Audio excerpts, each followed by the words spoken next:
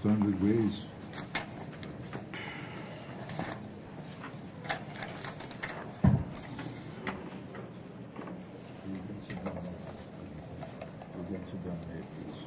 Yes, Thanks a lot.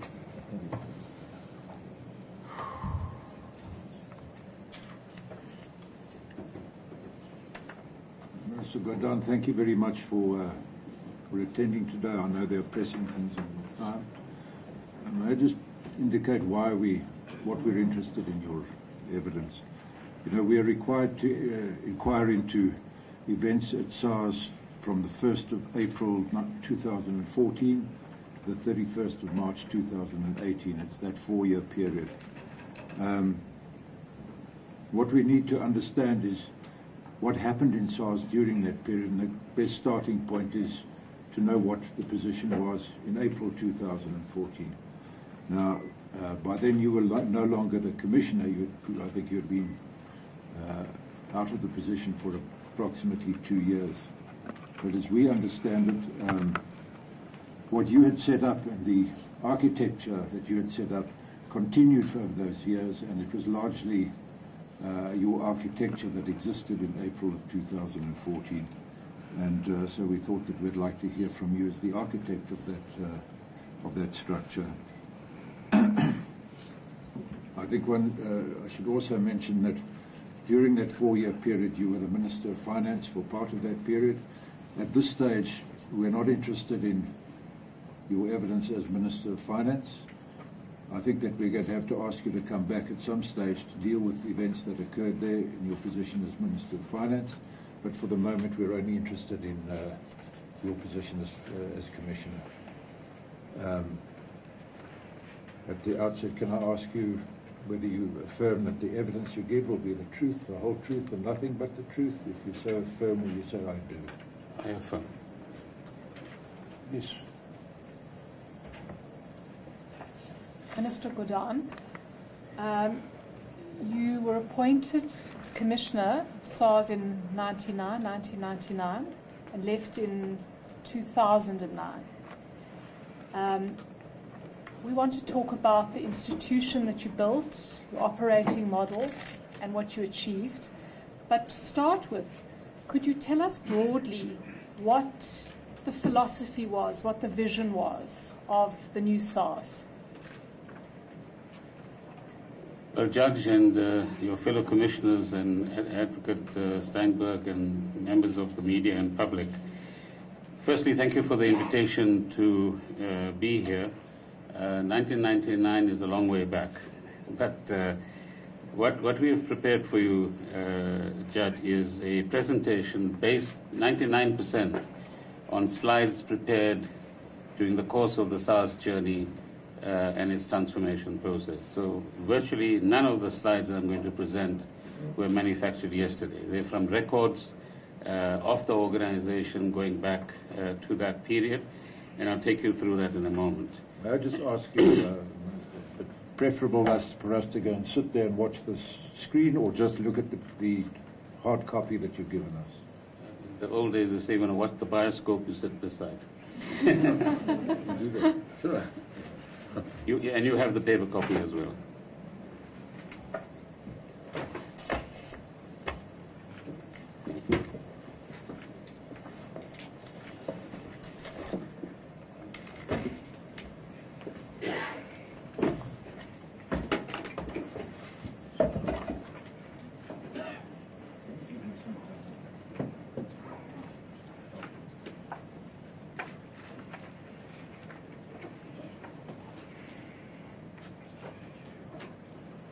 So by way of introduction, before I get into the first of the slides, Judge and your colleagues, I think we need to place SARS and that whole period of 98, 99 and beyond in the context of the fact that in 1994 South Africa became a democratic republic.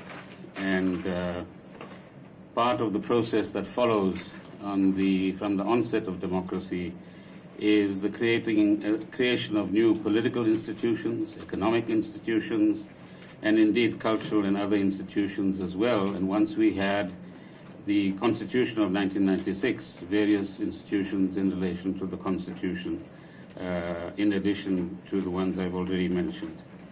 I think we would all agree that institutions, both in terms of the actual organization and custom and convention, play a very important part in society. In the case of a revenue service, if we establish the institution of tax compliance early enough in a democracy, as we've learned from many other countries in the world, both in a negative and in a positive sense, then the economic future and the fiscal future of the country follows a particular path.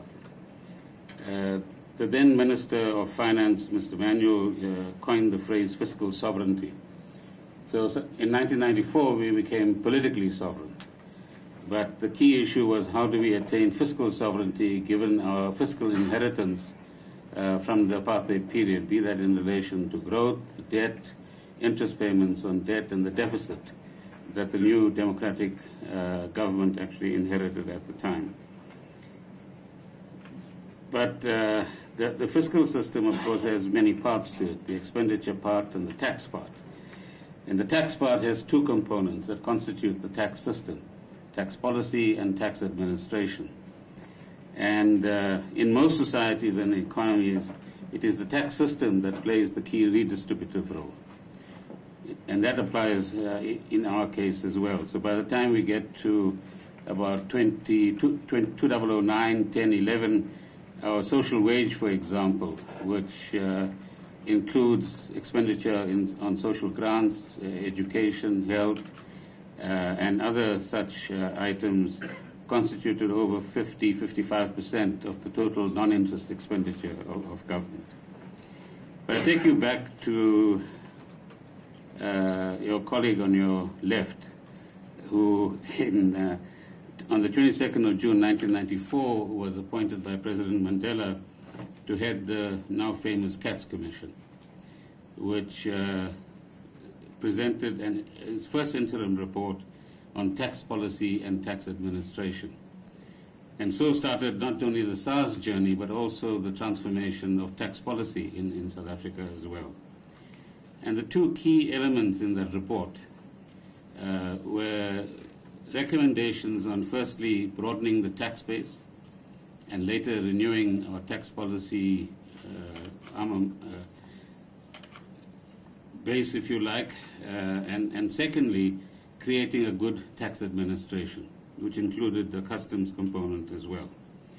Minister Manuel at the time and Deputy Minister Joe Marcus then acted upon the Katz Commission report when they became Minister and Deputy Minister in 1996, once the Government of National Unity, which I'm sure many of us have forgotten about now, came into being. And amongst the first tasks that Ms. Marcus set for herself was to get external assistance for what were initially Departments of Customs and Excise and Departments of Finance, later in 1996, SARS as we know it today, and then 1997, an autonomous SARS in terms of the SARS Act. And so it's important to remind oneself that on the customs side, it was the United Kingdom's customs officials who were seconded to customs in South Africa, who began retraining our customs staff and reorientating them. Similarly, the Swedish Tax Board provided tax experts and IT experts to strengthen the SARS tax system, tax officials, and as I will indicate a little later, introduced us to some elements of the compliance model that we practice later. Of course, we linked all of that to what we call the higher purpose, which we'll come to in a moment as well, which was important because what we wanted to indicate to our staff and to others as well, that by working at SARS, you are not just a rubber stamping official or bureaucrat or an administrative element within a big establishment, but that we were, in fact, if we worked well and worked diligently and worked with integrity, actually reinforcing the democracy that had just been established and providing the fiscal resources that were necessary for government to actually overcome the legacies of apartheid. So there was a direct link in how well SARS performed on the one hand, the tax policy framework that the Treasury provided on the other hand, and the fiscal objectives and socio-economic objectives that government set in our new democracy at the time. I must point out that, firstly, none of this is an individual achievement. It was a collective achievement, both of successive management teams that were at SARS from 1999 onwards, but in particular, the 12,000-odd staff that we had at various stages, that increased to 14,000 at some stage, who became active participants, with a few exceptions, in the process of transforming SARS. And that was a singular success in terms of mobilizing that number of people behind a change process and being enthusiastic about it as well, rather than working by diktat and by instructions or directives, as you pointed out earlier. Two other elements that are important in an introductory sense is, firstly, we were not shy to learn from the best. So if we didn't know anything, we had many international links, both on the customs side and the tax side. We would either ask people to visit South Africa, or we would send officials to visit them and learn from them what constituted best practice. A very good example, which I will come to at the latter stages of this presentation, is the Large Business Center, which was a practice introduced in the United States and in the UK and in Australia, in which we then mimicked, if you like, and adapted to our own circumstances. But the second, Judge, is that we didn't have a textbook that we followed. This was also learning by doing. There was no magic formula, except perhaps some principles that some of us had learned as activists in the political struggle that guided us as to what and how we approach the question of transforming an institution like SARS. So if you like, non-racialism was an important principle, as was non-sexism, and we tried to reflect it in the way in which SARS transformed. We introduced elements of what we might call progressive activism. In other words, keep the democratic ideal in mind and tailor the institution to serve that ideal. We had a clear but evolving vision. So as we learned more, we fine-tuned the vision, and you'll see that at various stages, the vision had to be revised and reactivated in order to meet the circumstances of the day, but also to be in line with the new lessons that we've learned during this whole period. An important element, though, was what I might call the shaking of the conscience of South Africans. So by engagements and by persuasion and by enforcement, as you will see during the course of the presentation, we reminded citizens of what it meant to enjoy fiscal citizenship, to be good taxpayers in South Africa, to contribute to the transformation process, not only of SARS, but of the country as a whole. And it was a remarkable achievement for South Africans in a very short period of time. Mr. Katz has a lot of experience in this regard, to move from a situation where we were sanction busters, we paid very little tax in South Africa, and had a remarkably non-compliant culture, to one where I can't say we attained total compliance, but it was very significant both in the corporate world, but also as far as individuals were concerned. Much of the journey was guided by the fact that integrity was an important part of what we did. So very early on, probably 98, 99, we stopped all SARS staff from receiving gifts of any kind. The practice before that was you could take a customs or tax official for lunch, offer a bottle of whiskey a few times a day, or a month, hopefully not a day, and ensure that your forms were stamped before the forms of other people. And once the new management learned that this was practice on the ground, that was stopped, including if you stole a toilet paper, you'd face tough disciplinary action. And that inculcated a culture, possibly of apprehension on the one hand, but certainly spread the message across the organization that we will not tolerate corruption in any form whatsoever. We challenge big taxpayers and learn from those challenges. So there are big companies whose names will appear on your screen as early as 2000, 2001. and matters that then ultimately ended up in the Constitutional Court. We have a famous ruling on pay now and argue later.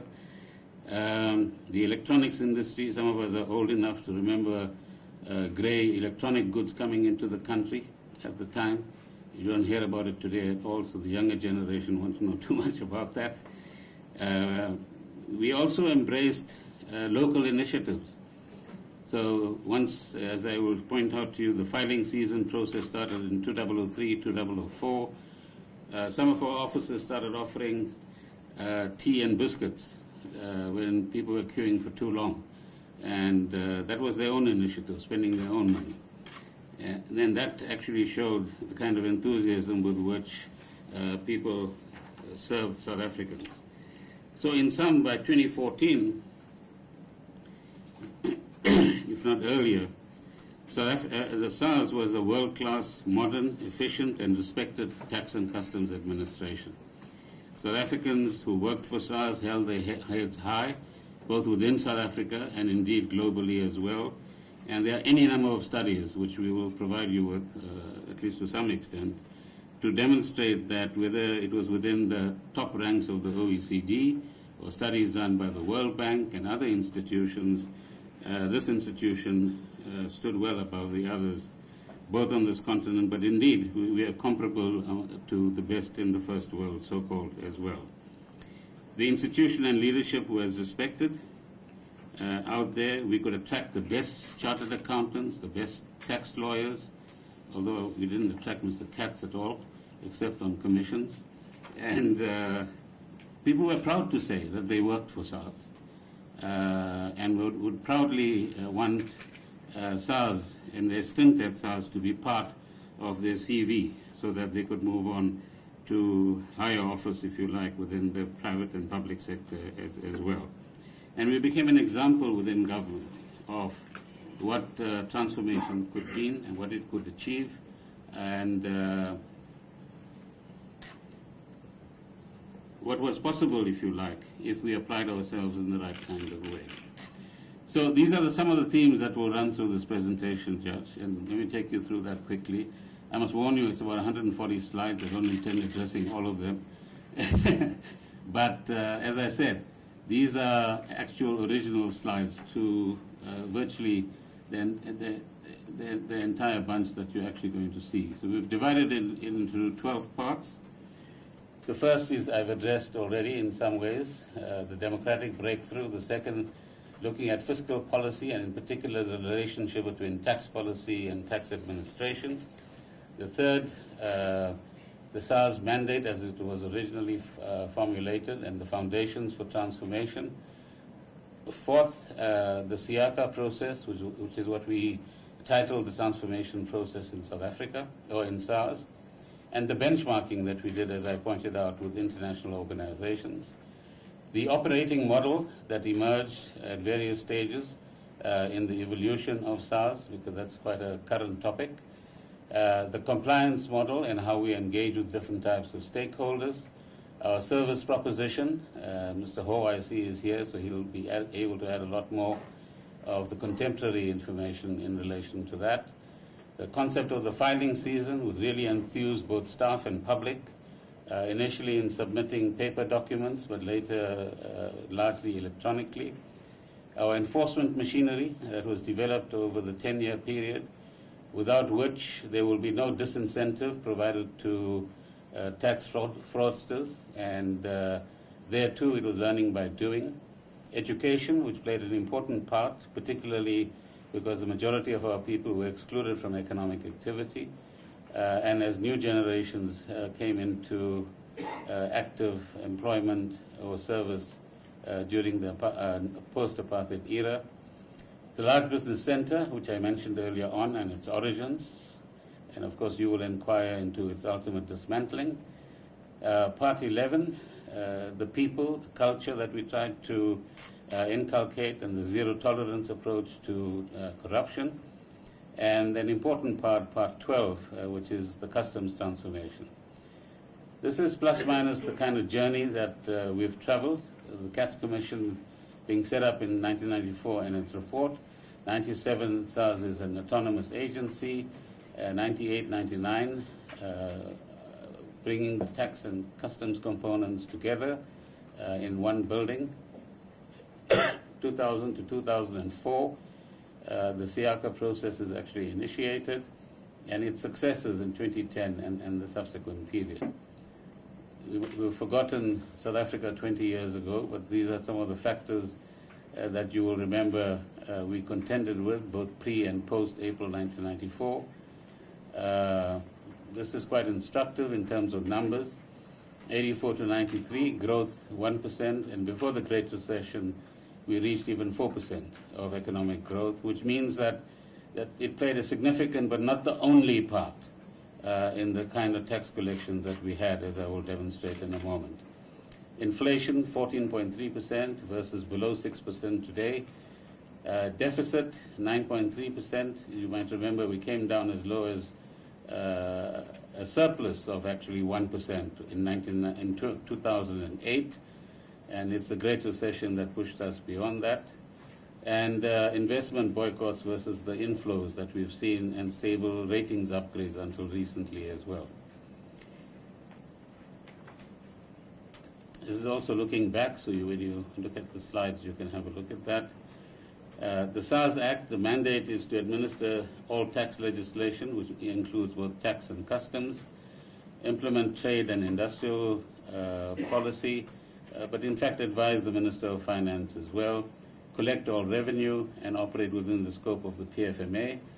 And the wider responsibility, as an implication of the legal mandate, is clearly to understand what the tax base looks like, both in the formal and informal sectors, and constantly the challenge for tax administrations and indeed tax policy makers is how do you widen the tax base as you go on. Because a wider tax base, as the latter period in the 2000s indicated, gave the then Minister of Finance the latitude to actually bring individual tax rates down. Some of you might remember the rebates you got at the time. Addressing the tax gap, which is not talked about too much these days, but was very current in the post-2000 period, which is the gap between that which your economy should be giving you as the tax collection and that which you actually collect. And there were various studies done by the IMF and then eventually by ourselves in SARS to get some grip on the unknown, which is the tax gap. But about a study in about the early 2000s by the IMF indicated that Denmark and Singapore were the only countries with zero tax gap. I doubt it, but that is what they came up with. The United States, with the fearsome IRS, had a 10% tax gap. So you can imagine where South Africa stood in that equation. And I think even now, the challenge is what does a tax gap look like? Where does it lie? What is its composition? And what machinery do you actually require and skills do you require in order to address the tax gap? Promote a new compliance culture, which was critical to us. We would have failed as an administration if society didn't respond the way they did during the 2000s and understand why tax needed to be paid, even if it was a grudging compliance at the time. But there's this famous quote about plucking a chicken without it hissing too much. In South Africa, we had very little hissing, I would argue, and except from particular constituencies. The ideal in the literature is voluntary compliance, but it's an ideal. It means that everybody understands what their tax obligations are, and without any enforcement technique being applied or disincentive being applied, you would voluntarily comply with your obligations. We also had a responsibility within our region, developing their tax and customs administrations, but also promoting trade and being mindful that customs should not act as a non-tariff barrier to trade within the region itself.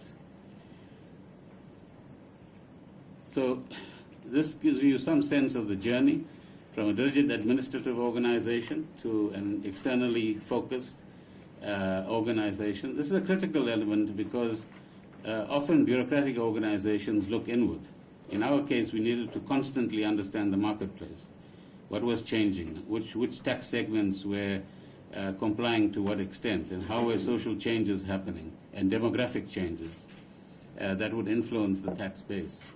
A government department within the public service, which is what the CATS Commission said we should change, and therefore you had an autonomous integrated organization.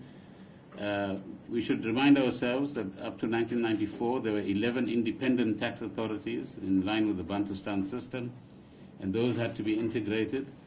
And the people then in SARS did a remarkable job post-1994 to actually do so.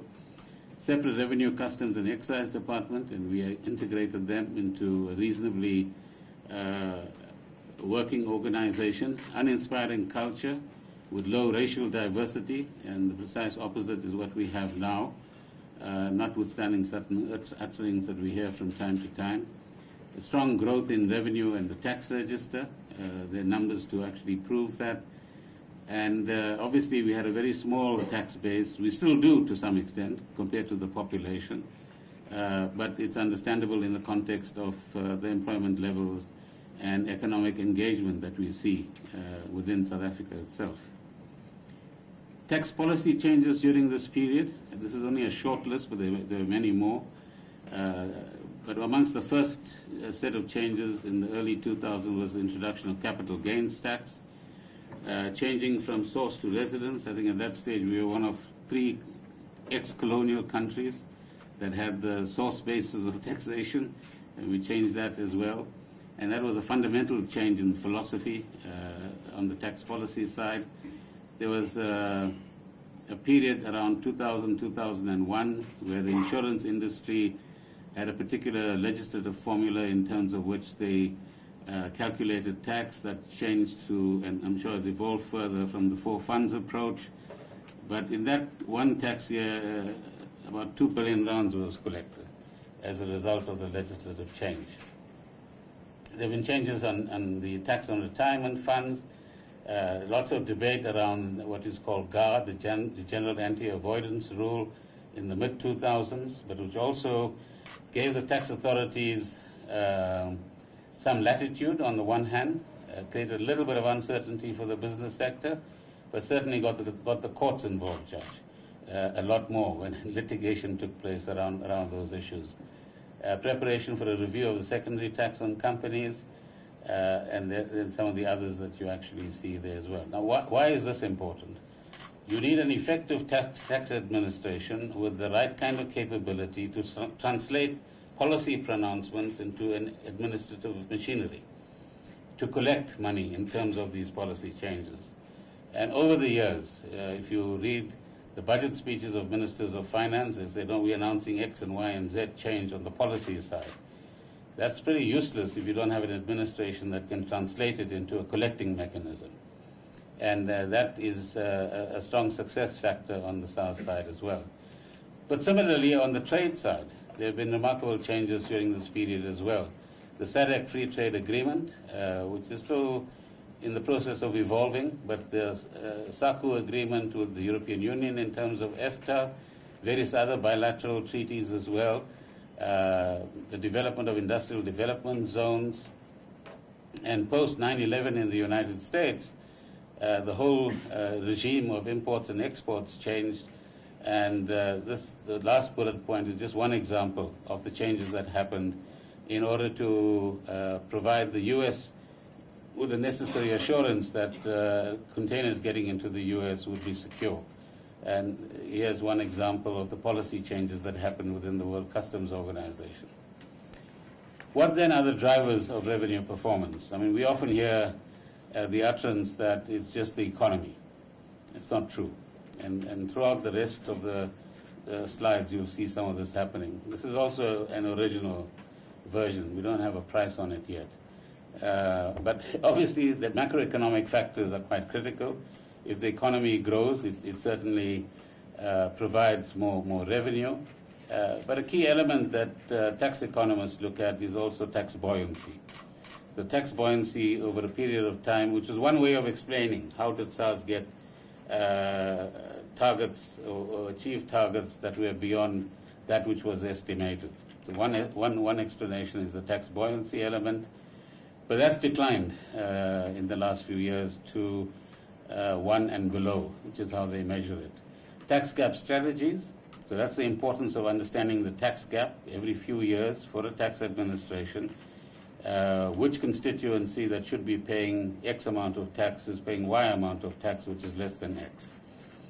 So that's the one part. But the second part is, do you have the skills, for example, on transfer pricing or loopholes that are in tax legislation of various types, to actually contend with the sophistication and the planning that goes into escaping tax responsibilities. And as a tax base gets wider, the threat of the tax gap becomes the more significant as well. Anti-avoidance measures is what I've just referred to. Although the tax fraternity hasn't quite sorted out what avoidance and evasion is, and the demarcation between the two. But anti-avoidance measures is, let's call it, those aggressive practices which allow for a particular interpretation of the law in order that you could actually bypass the provisions of the law. And this, over the years, has given rise to interesting debates about the letter of the law and the spirit of the law. From the time I've entered SARS during that period, that has been pretty much the debate. Do you only look at the letter of the law, which some lawyers would do, whilst others will actually make allowance for the spirit of the law, i.e., fiscal citizenship does mean that you have a responsibility beyond what the letter of the law states in terms of your tax obligations. Every year you'll have an, I think it's called Annexure C, in the budget documentation, in the budget review, which sets out various loopholes that were identified in the previous year or previous years. And legislative changes are designed to actually cover those loopholes. The last one is what we will come back to a little later, is assessing efficiencies and quality. It's one thing to submit a tax return. It's another to be able to establish that you've submitted all the information that you need to submit. So if you have 5 different sources of income, for example, and only disclose 3, you haven't given all the information, firstly. But secondly, you need officials or machinery within SARS which would enable you to detect submissions, tax submissions that have been made that are, as Mr. Mandela would have said, less than frank in terms of disclosure. And where complexity comes in, from anti-avoidance measures to complex company legislation, etc., higher and higher levels of skills are required, particularly at company level, but also amongst high net worth individuals, to figure out what they're up to in the way in which they've structured their tax affairs. So if you lose skills in certain key nodes within the SARS operations, it begins to affect your assessing capability. It then begins to affect decisions that you make about what you find acceptable or unacceptable. And the easiest thing to do is find everything acceptable. That means now a significant amount of tax begins to escape your hands and the grip of a tax official. If there is an objection to your decision on the assessment, then you need qualified staff to adjudicate that objection. And if you very easily allow all objections, then you lose more money again as well. And I can carry on like that, but it's a combination of these and related factors that ultimately decide whether you are able to achieve as an organization the revenue target or not. These are numbers for tax collection from 1996 to 2006, and you can see the relative changes that have actually taken place. The last bullet point on your right-hand side is what the then Minister of Finance was able to achieve because of changes in compliance and the tax base, which is 69 billion rands in tax breaks for individual taxpayers. Those are some numbers again. So when we started asking the question, how does this organization become more efficient, effective, and transformed?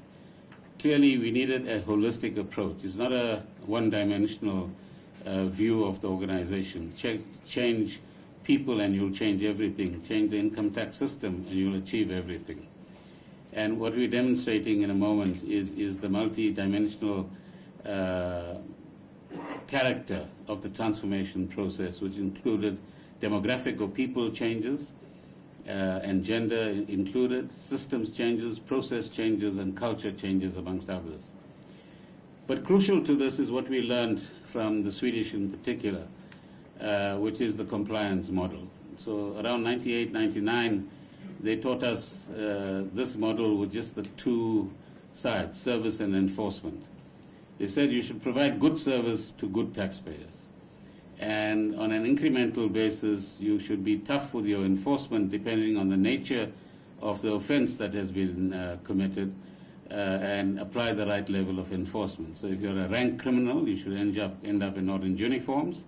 If you've just made an odd mistake in your calculation or in writing down a number, then we should help you to correct it and move on beyond that. We added a third element, which is education, given our own idiosyncratic context as well.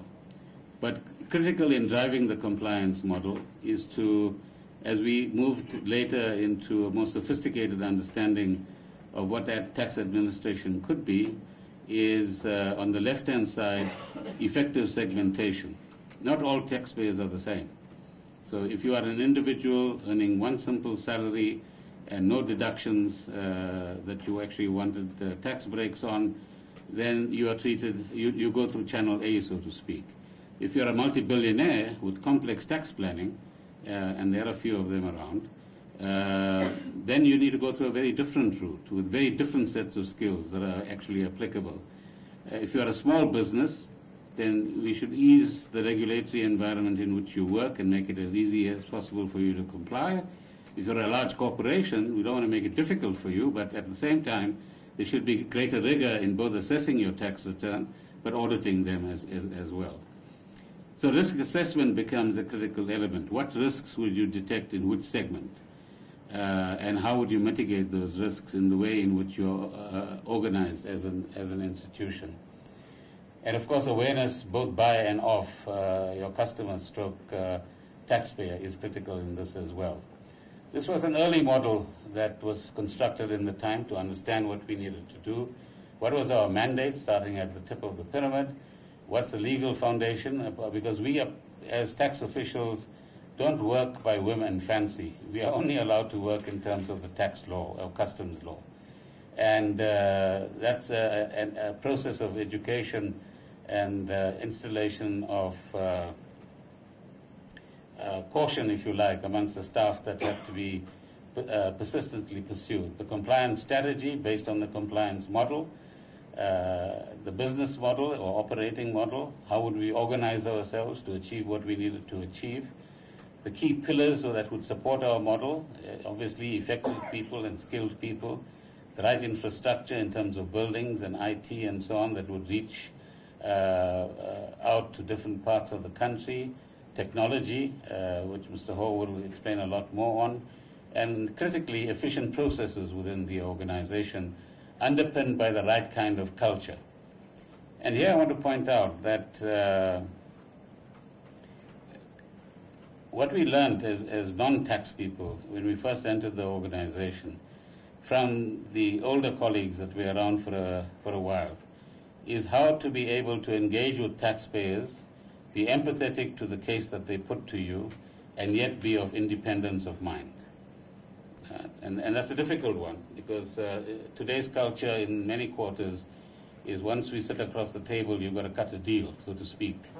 Tax officials are required to hear empathetically whatever you want to put to them, but they must independently evaluate what you put to them on the basis of the law, and then decide what needs to be done, what percentage penalty needs to be applied, and ask any seasoned tax practitioner, and they'll tell you that over time, that's the culture, at least in that particular aspect. But the other part of the culture is that we are here to serve people, and not the other way about.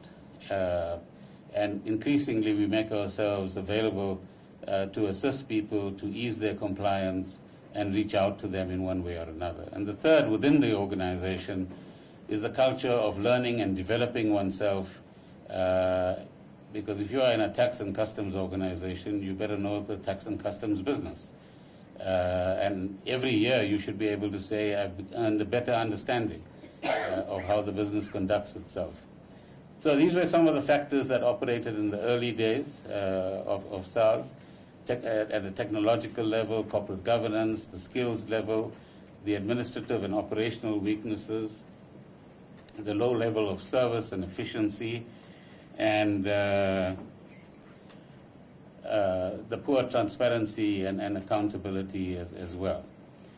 The external reality, these are some of the factors that applied at that particular point in time. You can see the population was 45.3, so this is the early 2000s we're talking about.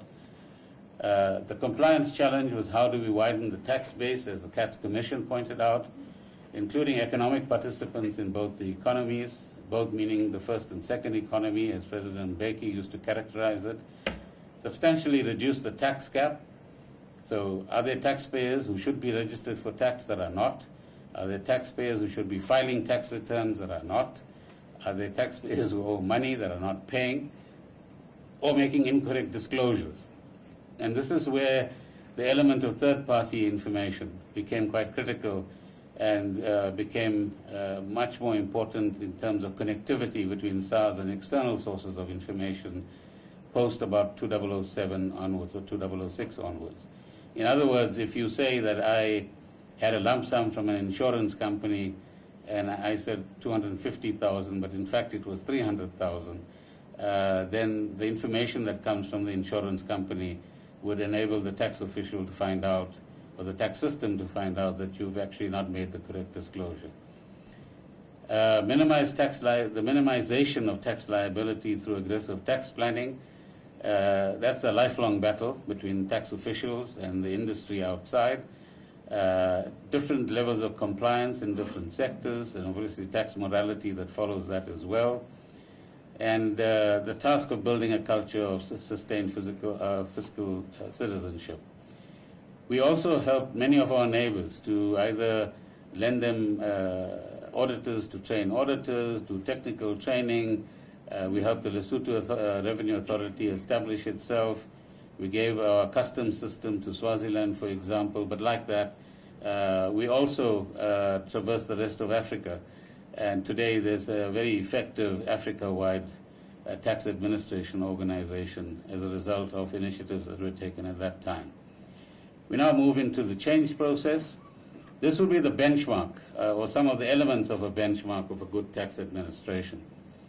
Apply tax laws fairly, outline and communicate to taxpayers their rights and obligations. That's where the taxpayer charter comes into effect, and the tax ombud that office that we created later. Treat all inquiries and requests in an accurate and timely fashion, and so on. So these were some of the key elements that would inform the way the transformation process occurred. Back to the compliance model, which informed the rest of the processes that we followed. This again is an old slide, which reflects the multi-dimensional approach to change in SARS. There's more sophisticated versions of it as we get later. But journey to a process-based organization, and whether you're an industrial organization or in administration, efficient processes are the key, so that you make the best use of your human resources, but also you have good and quick turnaround times as well.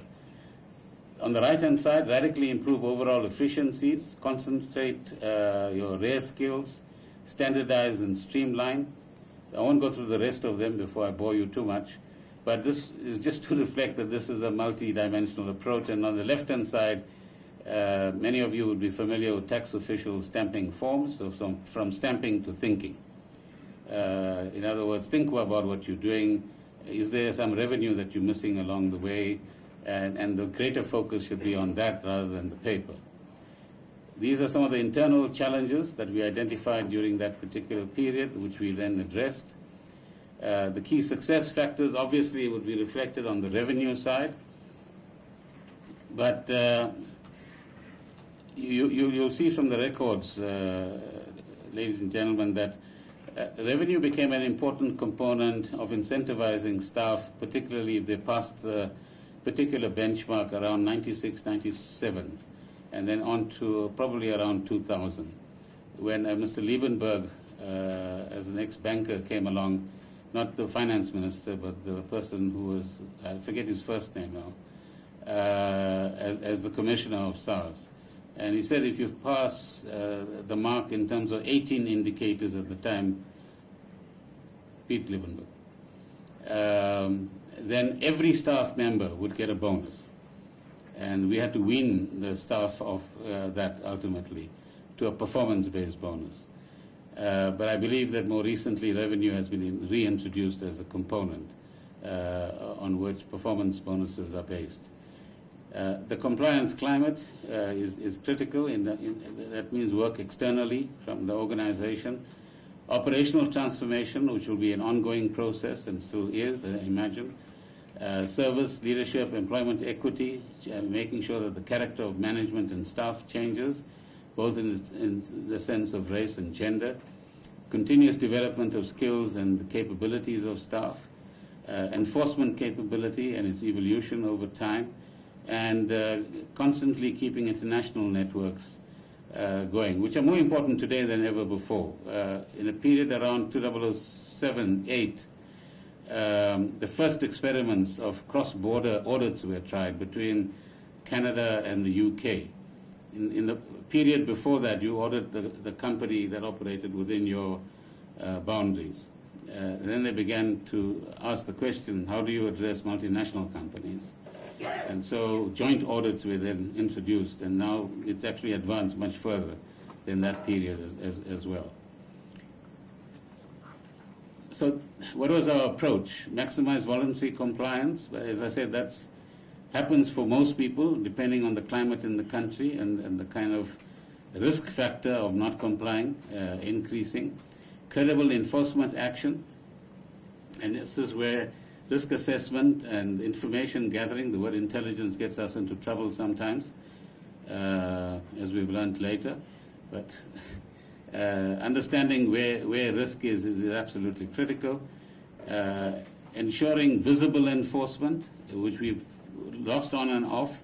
In other words, if you just audit tax files by sitting at your desk, it's one thing. Get onto a business premises and audit the tax files is quite another. And so those used to be called field audits, and they have the most impact in terms of generating a better climate of compliance amongst the business world, but elsewhere as well. Collaboration with industry and tax professionals. So today you have a tax practitioners unit that deals with tax practitioners on a different basis, and I think that happens at offices as well. Reliance on third-party information matching, which I talked about earlier on. Efficient and quality processing. We'll show you the changes that happened in that particular regard over the years. Modernized infrastructure, empowered staff and constant skills upgrading, and an adequately resourced organization, which SARS certainly became after 2002. This is interestingly, in about 2000, we issued a tender to get assistance on how, A, we diagnose some of the deficiencies in the organization, but B, design a transformation plan.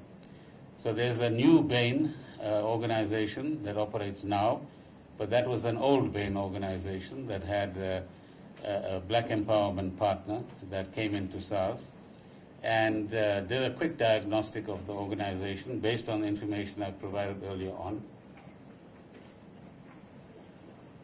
And so you can see the 3 steps clearly. Pre-SIACA, bureaucratic, inefficient, siloed by tax type and system, which is still evident in many of the post-colonial countries around us, where VAT and so on are all separated. The first phase of SIACA was a non-technology phase, wisely. In other words, change processes, make them efficient and standardize them, create a flatter organization, create dedicated taxpayer services, dramatically improve enforcement. That is a key theme, because if there's no risk of you being caught or no risk of you being prosecuted, as is the case now in some instances, then why must you comply with the law, is the logical question people would ask. And better trained and motivated staff is certainly something we achieved during that period. So I'll explain some of the changes that happened in that first phase. And once we've achieved that over a 3 or 4 year period, we move on to phase 2, SIACA 2, or what became known as modernization, which is IT-enabled and process and market-segmented organization. I'll explain some of it, but on an uncoordinated basis. I'm sure Mr. Hall will address that as well. So how do you leverage technology in order to make it easier for taxpayers to comply, but make the organization more efficient and manage risks better? Smooth the revenue collection cycle. In other words, managing the cash flow of government. Tailor the service component and the enforcement component to the particular segments that you want to look at and that are most need of either the service or the enforcement side. And the ability to absorb other government enforcement and collection roles as well. In other words, for example, we collect the plastic bag levy imposed by the Environment Department in collaboration with the Minister of Finance, but it's collected by SARS. And similarly, there are other levies over time that were collected as well. And work on the basis of knowledge and insight as far as that is concerned. These are the ways in which we achieve the SARS mandate. What the current form is your second column from the left. SARS can improve its internal process by doing the things that are in the third column. The required key shifts that need to take place are in the fourth column, and that will enable us to achieve what is on the right-hand side. Better revenue collection, better customer experience or taxpayer experience, improved compliance and risk reduction, enhanced human capacity, heightened border security, etc., etc. I'll just skip that. So the old SARS had 42 odd what we call receiver of revenue officers. The older generation in the room will remember them. But each office had all of those components. They would register their own taxpayers. They would assess their own tax returns. They would decide on the refunds. They would pay back the refunds. They would collect the debt. They would undertake the audit. And the key proposal that came from the SIACA diagnostic was that you need to create a service or frontline set of taxpayer service propositions and officers. Secondly, that you need to concentrate the processing capacity in 6 processing centers. And thirdly, that the enforcement part should also be concentrated in what was then 6, I think it's probably a little bit more now, centers as well. In other words, for example, if you take, in today's terms, transfer pricing auditors, you can't put one in every one of the 42 offices because no sooner you hire or train a transfer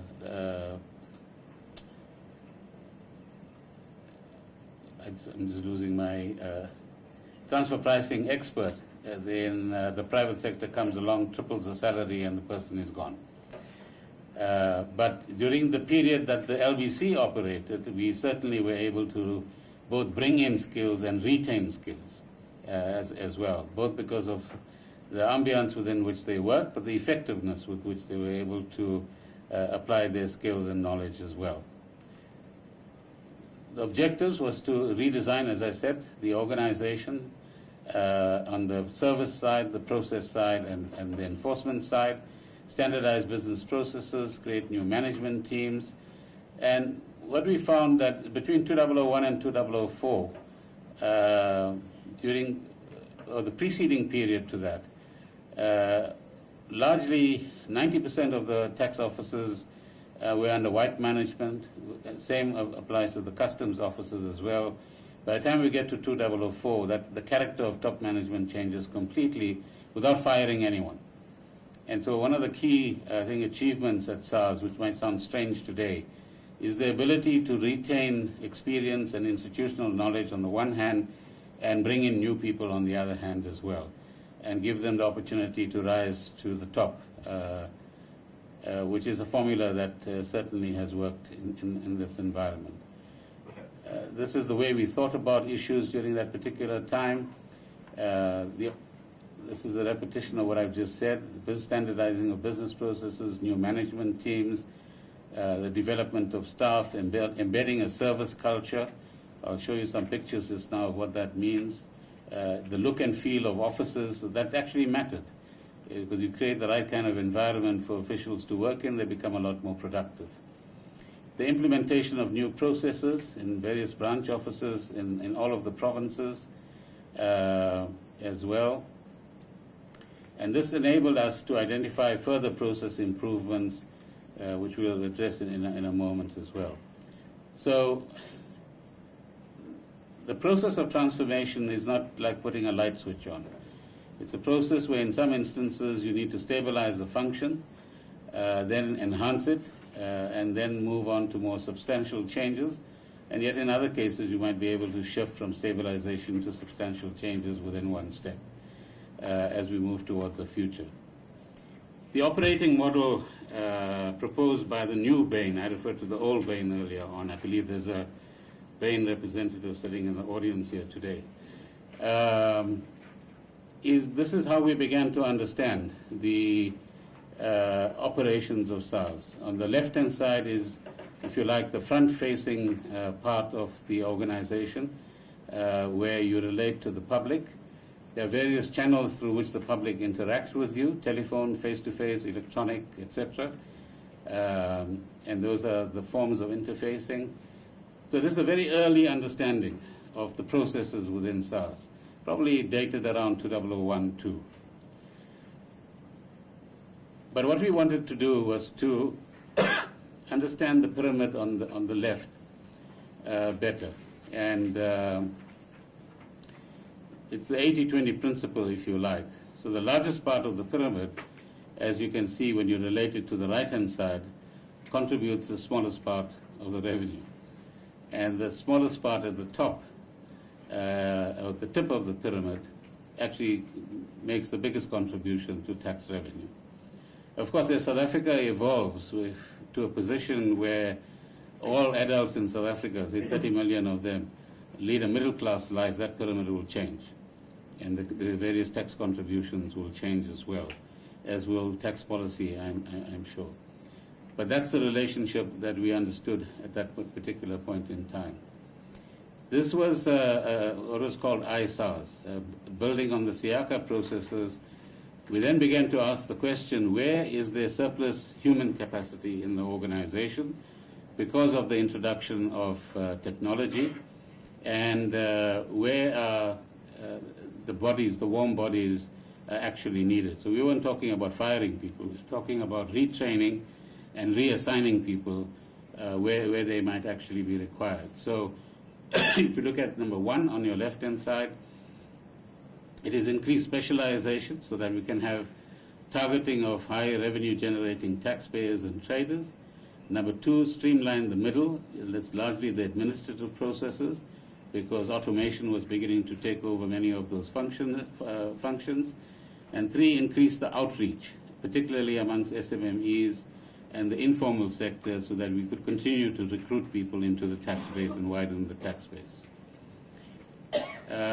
So understanding the tax base and segmenting the tax base and taking what was then called a cradle-to-grave approach. In other words, by the time you are, in some countries, by the way, the minute you join university or the minute you're born, you are added to the tax register. And then when you die, you're taken off the tax register. So we didn't quite get to the cradle yet, but that's something to look at in terms of future models.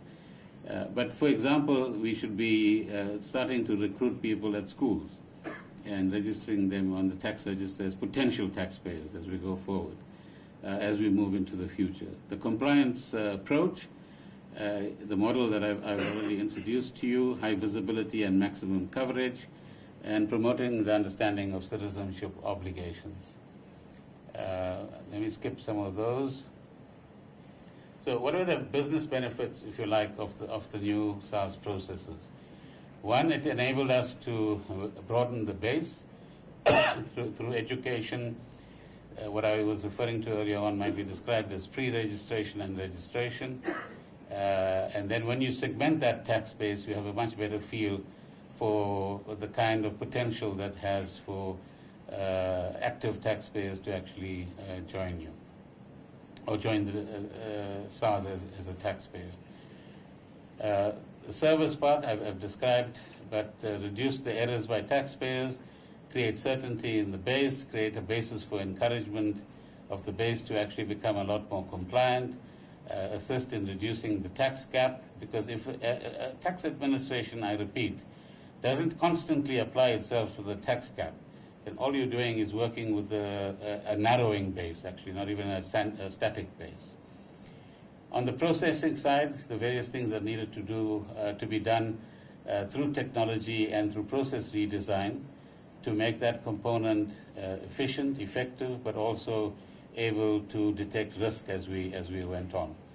And on the enforcement side, as you learn about more and more areas of non-compliance, then you actually begin to look at those areas and decide what new forms of enforcement or new skills are actually required, including debt reduction.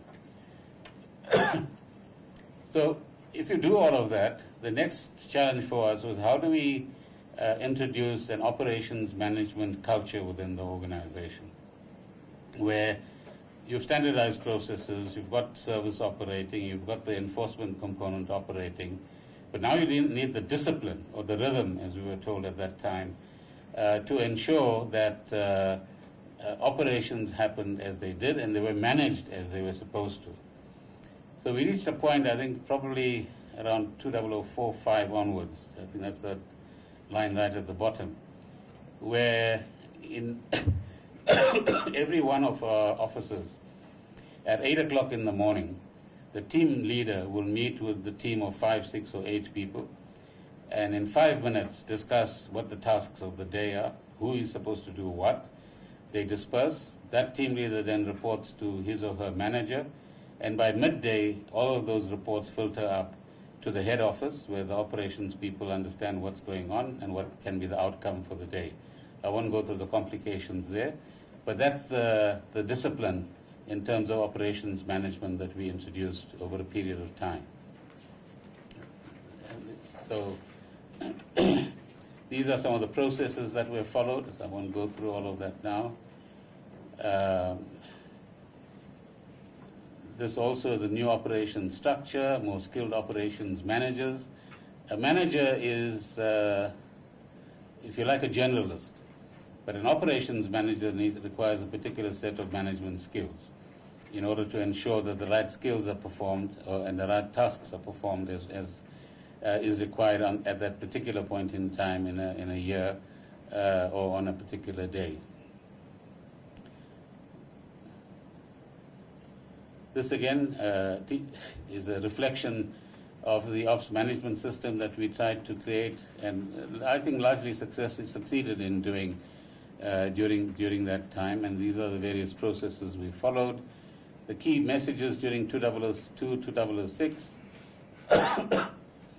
were again inculcate the team culture, achieve better employment equity targets, develop a cadre of progressive professional managers, ensure that we constantly upgrade people's technical skills. You can't sit on the top of a VAT group of experts and not know what VAT is about at the end of the day. So developing managers to have technical skills was as important as everything else. And on the right-hand side, the various developments on the technology side that will be covered later.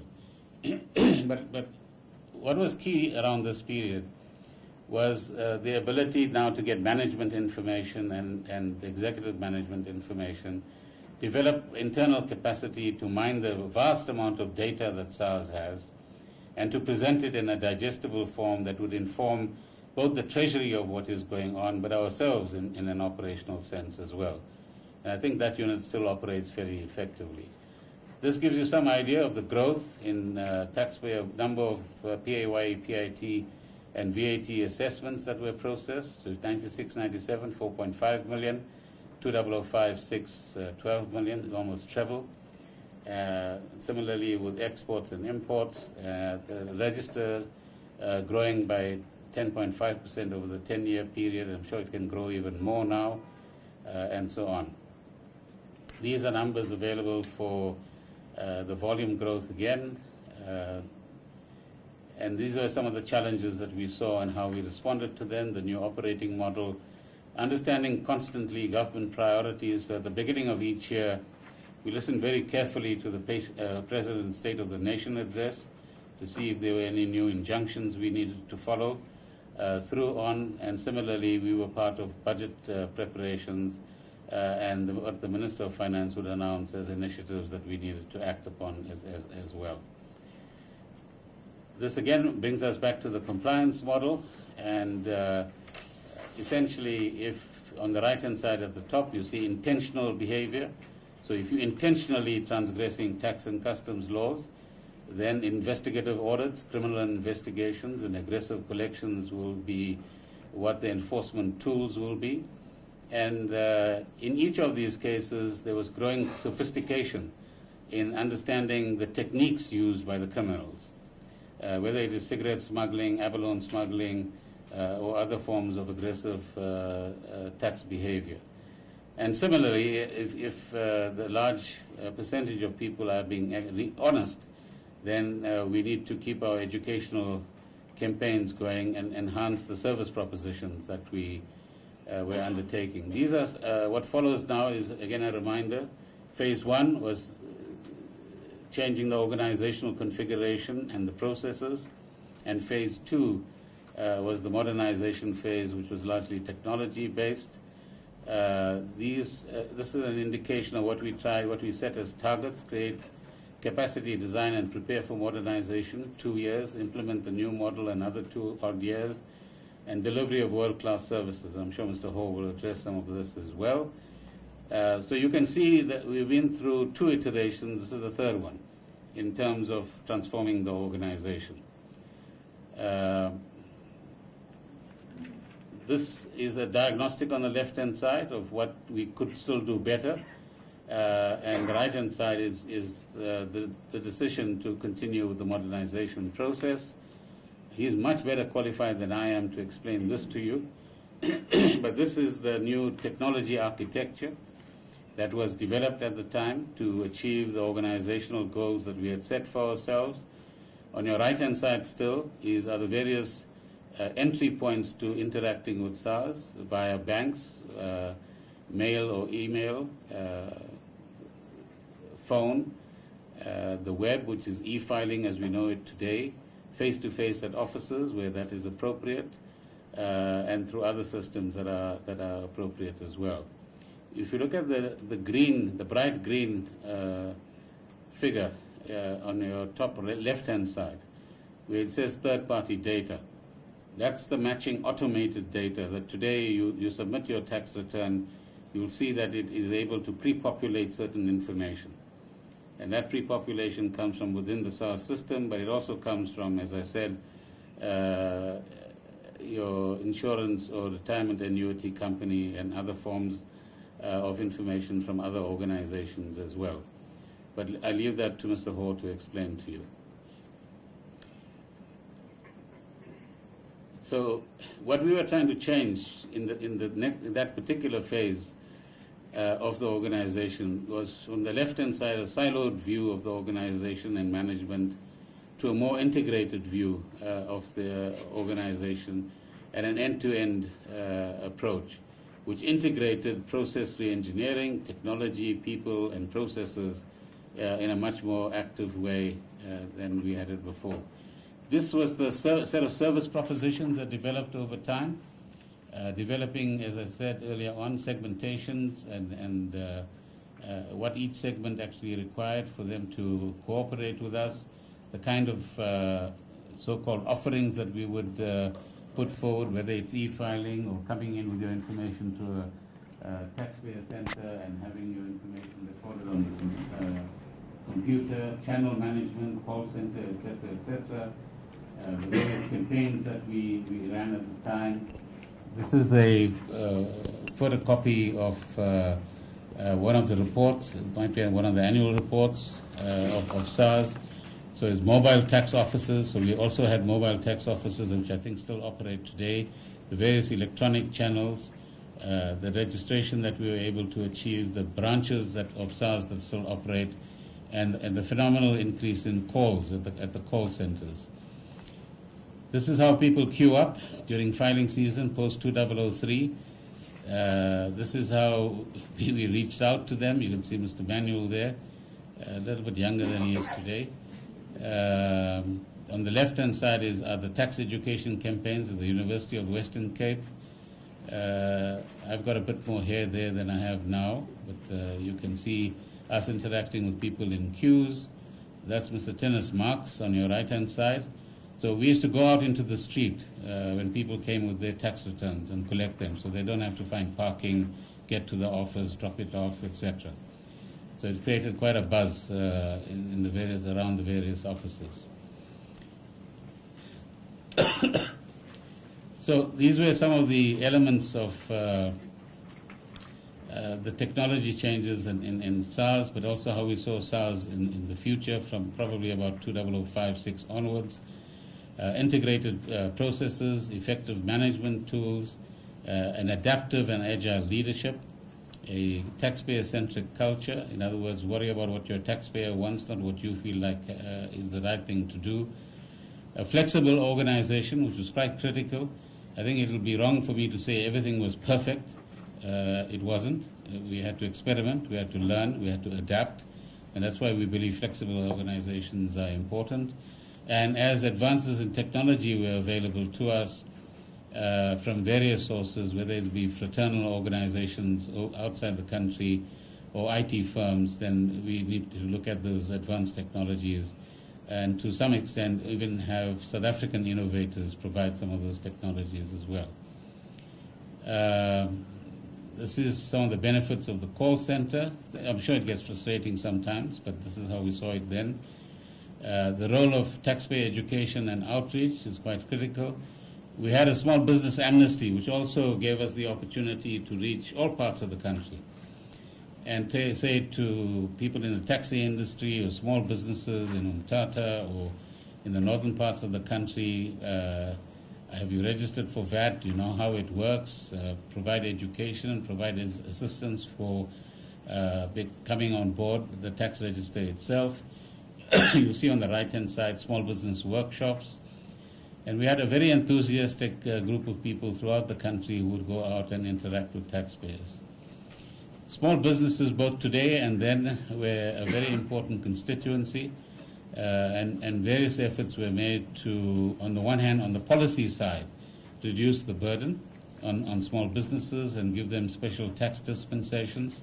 But on the admin side as well, we tried to both perform the education function, as I said earlier on, but reduce the red tape that they had to go through as well.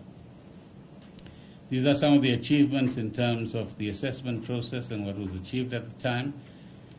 If you remember the enforcement triangle, or rather the compliance triangle, enforcement is the absolute key element. If there is no risk of you being detected, you will never comply. Just think about when you drive from here to Johannesburg or anywhere else. If there's a guy with a camera somewhere in the middle, you'll immediately slow down. If you don't see cameras for a year, your tendency will be to speed on. And the same applies here.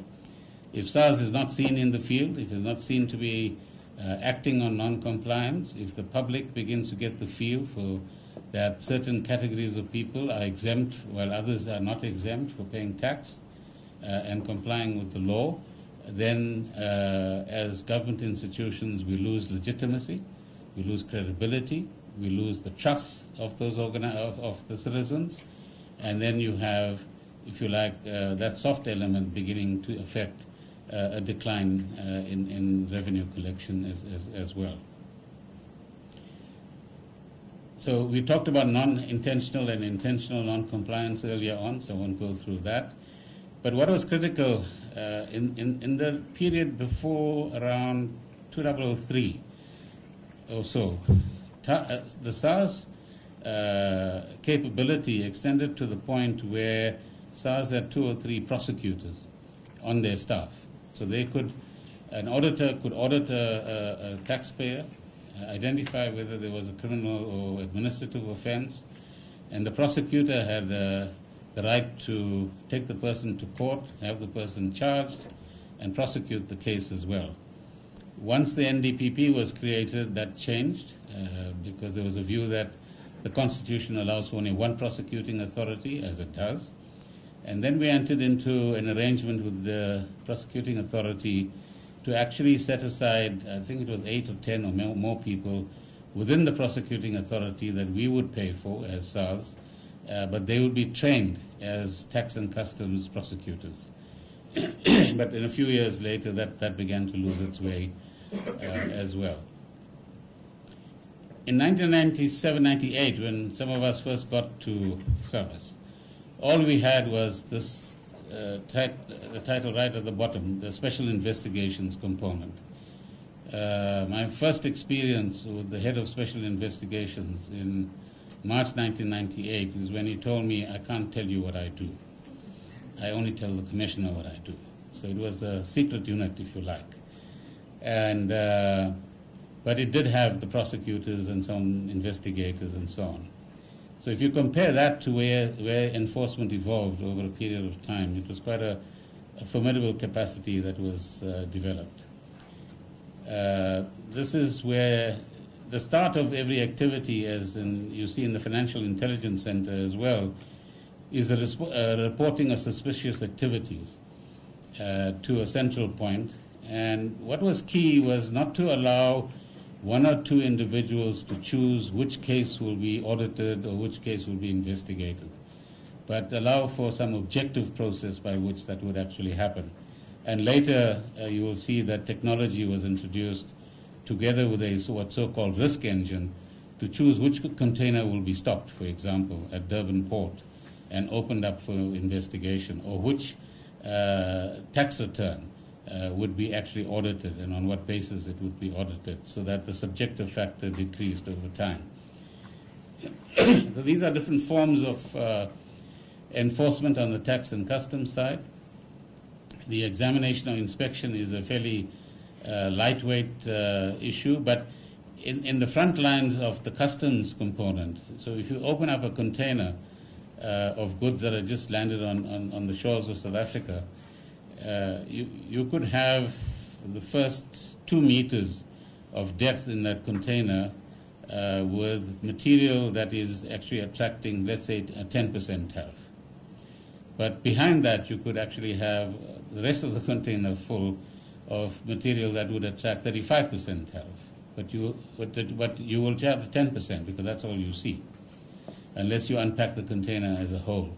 So having the skills in the front line to know the difference between 100% pure cotton apparel versus a synthetic material, or be able to disaggregate the goods in front of you in terms of the WTO valuations system and distinguish between one tariff line and another is an important customs skill, which is a key component of defending South African industry and business as well. Because if you can bring in goods, as does happen and has happened, either by smuggling containers out, by making deals with one or other official, or paying a much lower tax rate than you would otherwise pay, then you have unfair competition in the economy, and that wipes out local businesses or local jobs as well. Then there's issues of investigation, risk profiling that I mentioned earlier on, an integrated audit. So there are times when you have to do a customs audit with a VAT audit and maybe an income tax audit. That's an integrated audit. It means also that you must have the depth of expertise, as I was mentioning earlier on, and creating effective border control as well. So criminal investigations increasingly played a critical role. So the case I referred to in 2001, 2002 was a cash and carry business which claimed it was exporting 2 million bras to Lesotho and claiming VAT refunds on that basis when there were much less than 2 million women in Lesotho. And similarly, other syndicates operated as well. Financial investigations, we are, I think, all familiar with the Dave King case and other Ponzi schemes and property syndicates that actually operate. Then the focus on illicit trade, abalone, drugs, cigarettes.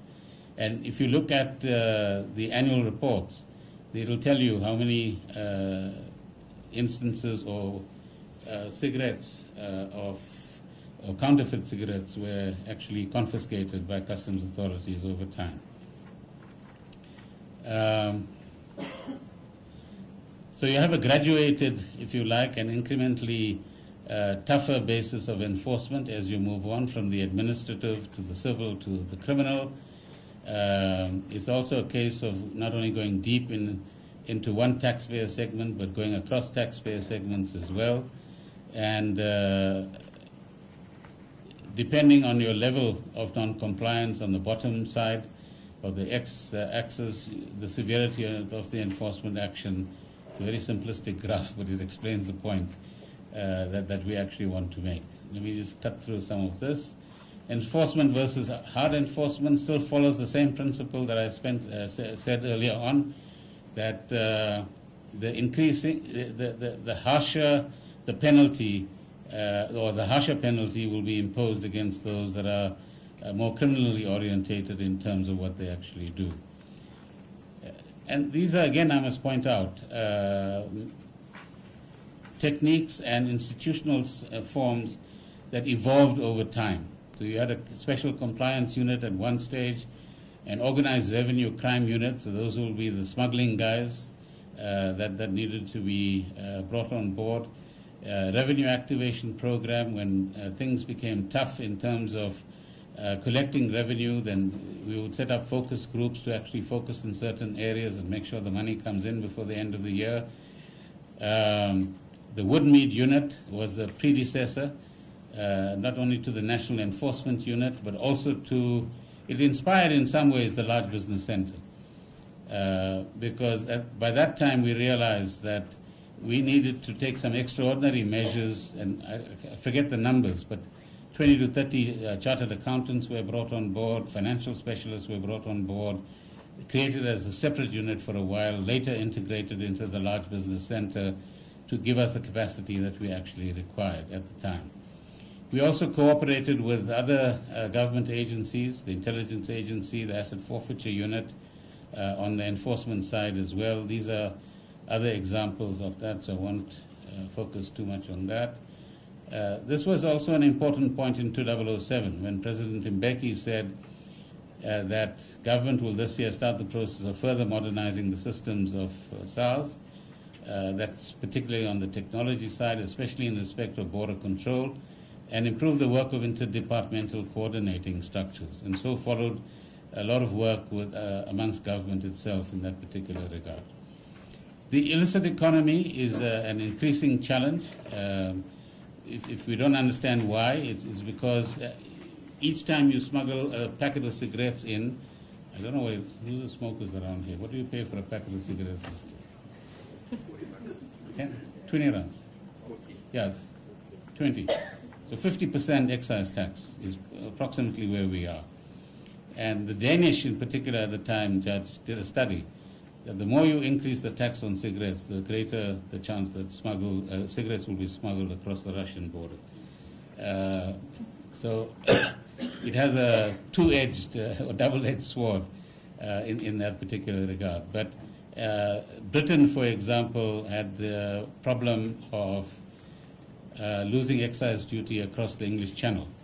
Alcohol was, for some reason, not charge excise duty on the European side.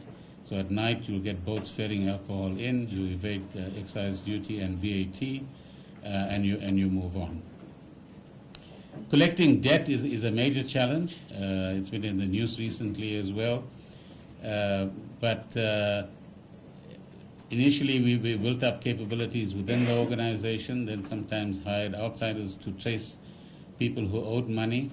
Managing risk, as I pointed out earlier, is critical, and a risk-orientated approach is very helpful to actually targeting limited resources. No tax authority of any substance and size across the world examines every container coming in or audits every audits every return. So the way in which you understand risk, the way you automate the risk factor in processing different types of returns is quite critical to the enforcement techniques that you actually use. So this is a data warehouse and business intelligence system that was actually developed, and again I hope Mr. Hall will address that in his presentation to you. This is the period over which we were able to actually do that, and I think the modeling capacity now is quite advanced in that particular regard as well. You can see the amount of paper that we used to have in the past versus what we see today. These are some of the dashboards that we developed over time. And now I want to get very quickly to the special units that we created in order to address specific issues. So as I said earlier on, that we actually did a global study inspired by some of the developments in the advanced economies around how do you deal with big business and big corporations and have both the service component on the one hand, but the enforcement component active within a single environment, and reduce the cost of doing business in a country as well. So those are some of the issues that we looked at. How do you reduce the corporate tax gap, build a culture of compliance amongst the corporates, reduce cycle times. At the moment, I don't know what the latest number is, but corporates were used to the idea of submitting tax returns 18 months after their end of year. I think it's a little bit better now, but auditing them would take equally long as well. So developing the right processes and risk management was critical to dealing with large corporates. The research process was led by Mr. Ivan Pillay at the time, and there are formal documents. So we've got a whole number of files for you, Judge, that have many of these documents that I will submit to you for your, as they say, reading pleasure. And then these are the consultations that took place with different constituencies, looked at international practices, as I said, in Australia, United States, Canada, etc. Let's see. This is the process that informed us. So what we wanted to do was provide world-class operational excellence with a one-stop, single point of entry for all tax types, for effective interaction with large corporates. And the key here was that we even had, I think, about 8 relationship managers for 8 sectors of the economy. So if your company had a problem, you didn't have to run around SARS, you contact your relationship manager, and that manager or relationship person would then link you with the relevant components within the LBC or SARS and help to resolve the problem as we go forward. These are some examples of dealing with different segments on the LBC side. We also went into an extensive analysis of the companies and looked at how we actually disaggregate them into different segments. And of note is the last point there. The part of setting up the LBC was also to set up a high net worth individual unit. Not only to provide them with service, but to have the specialist skills that are required in order to actually tax appropriately that constituency. Another unique feature of South Africa is the mining industry, which had a special mining formula for many years for its tax purposes, and there was a special set of expertise in SARS to deal with the mining sector as well. This is how the provisional effective tax rate improved as a result not just of the LBC but of the compliance culture that we created. This is the reduction in assessing time. The areas of abuse, transfer pricing, international structuring, structured finance, and even BEE structuring at the time. And of course, there's many more today than they operated then. The high net worth individual, it had a total of 607, according to this report, files comprising 231 high net worth individual taxpayers. At least here you are guaranteed you'll get a check if you do your work properly, more than 50 million rands at a time. So it was worth it as an investment. Tax practitioners unit I referred to earlier on as well. Then, of course, all of these changes are not possible unless you start changing the staff component, both in terms of its demographics, but also in terms of its skills, and in particular have a retention strategy for the highly skilled people within the organization, let alone attracting them to come and work in the organization.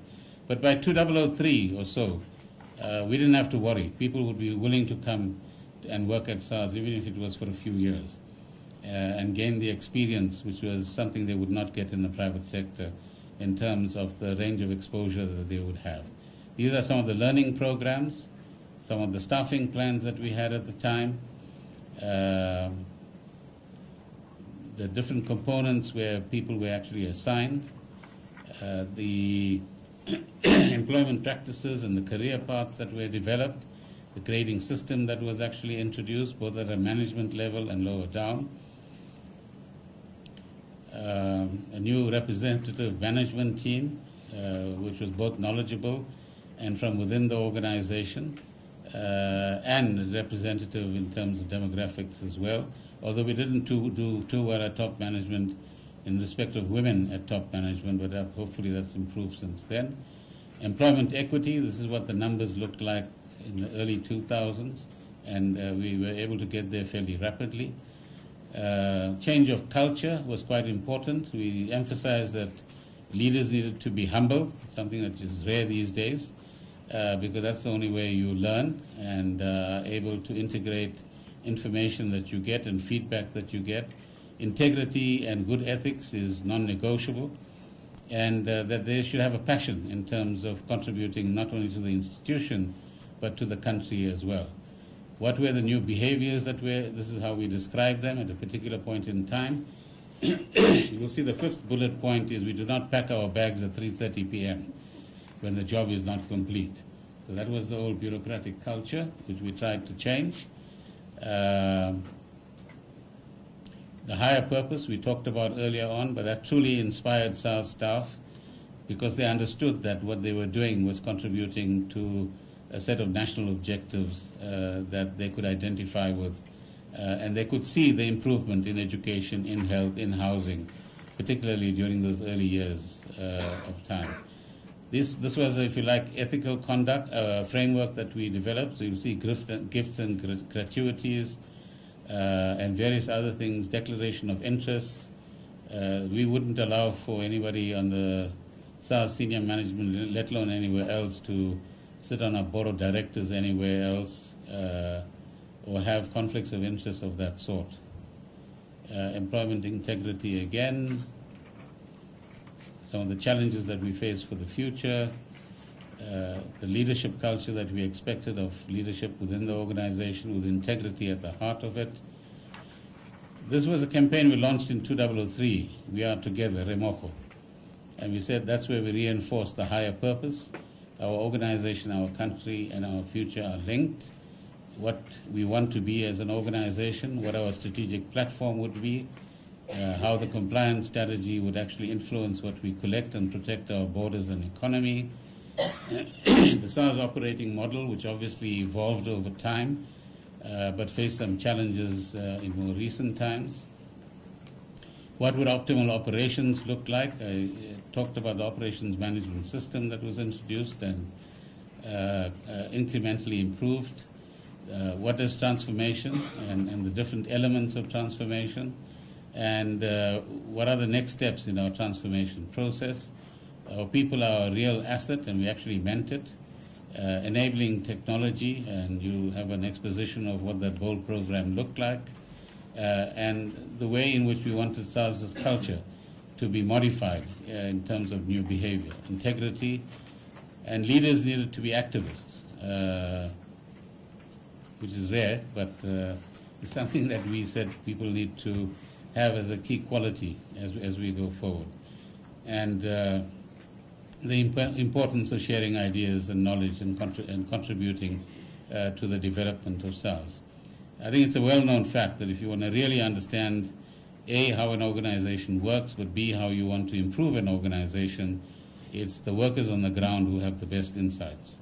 And if you're not willing to listen to them and impose ideas, then you lose the plot as you go. This became a favorite slogan, raising the bar. In other words, constantly moving the targets so that we don't become too comfortable. A level of discomfort is absolutely important in obtaining higher performance and in transforming our organization. And then lastly, the customs transformation part. I won't bore you with this, but again, we give you the value chain or the key processes on the customs side, which went through the same changes that we talked about in terms of management and people change, but also process and technology changes as well. But on the customs side, you have more international conventions and treaties that you have to comply with. So the Kyoto Convention on Trade Facilitation, which is now a WTO requirement as well, because that's the easiest thing for the trade ministers to agree on. They agreed on that more recently. Trade policy is now the key factor, where tax policy earlier on was the key factor, and the linkages between processes, technology, and skills. The same approach that we used earlier on the tax side, product, process, technology, and culture. We had a phase 1 and a phase 2 in this process as well, and then the technology factor was added on. And customs was well known for piles of documentation coming in. We even had some lax systems where you could actually export, inverted commas, a container, and you don't have to worry about submitting your documents. Even a month later, it was fine. But that's what leads to malfeasance of different types, particularly at the ports. Accreditation of certain business firms or clearing agents became part of the modernized World Customs Organization regime.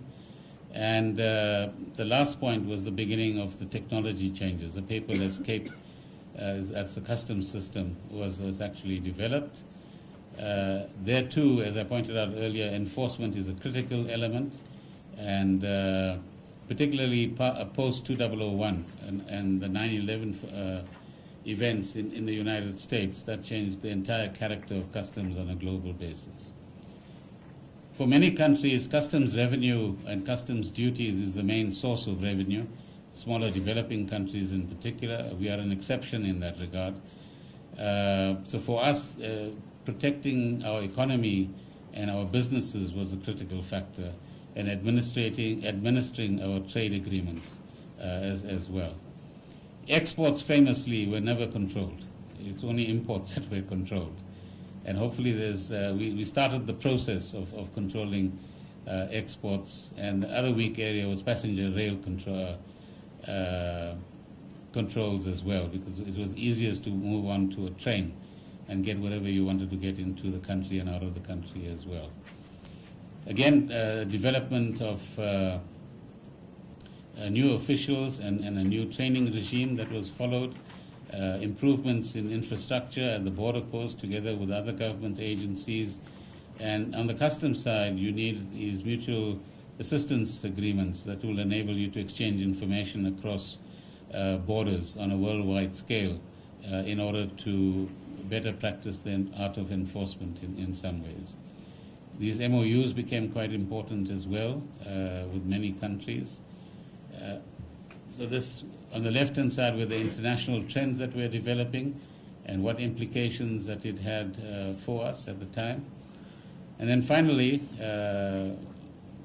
we emphasize that our leaders should be practicing their values, in particular demonstrate integrity at all times, be bold in terms of the approach that they use, and think outside of the box.